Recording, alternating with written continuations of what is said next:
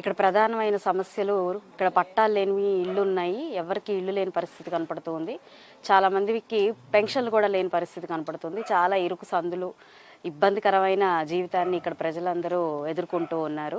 వీటన్నిటి పరిష్కార దిశగా మన ప్రభుత్వం వచ్చి రాగానే వారికి పట్టాలు ఇవ్వడం కానివ్వండి, పెన్షన్లు అందించడం కానివ్వండి జరుగుతూ ఉంది. త్వరితగతిన ఈ పనులు పూర్తి చేస్తామని ప్రజలందరికీ కూడా హామీ ఇస్తూ ప్రచారాన్ని కొనసాగిస్తూ ఉన్నాము. రానున్న మే 13న ప్రతి ఒక్కరూ సైకిల్ గుర్తు మీద ఓటేసి కూటమిని గెలిపించుకొని రాష్ట్రాభివృద్ధిలో పాలు పంచుకోవాలని ప్రజలందరూ కూడా ఎదురు చూస్తూ ఉన్నారు.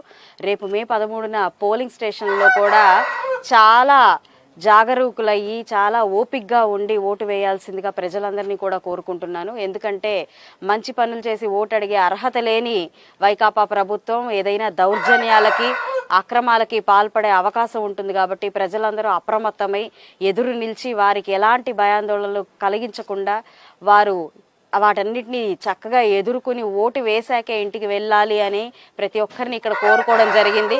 వారు కూడా ఎంతో ధైర్య సాహసాలు ప్రకటించి ఓటు వేసే వెళ్తాము, ఎట్టి పరిస్థితుల్లో సైకిల్ కేసి గెలిపించుకొని తీరుతాము అని చెప్పడం జరిగింది. కాబట్టి ఇదే ఉత్సాహంతో మేము మరిన్ని లైన్లు ప్రచారానికి వెళ్ళిపోతున్నాం.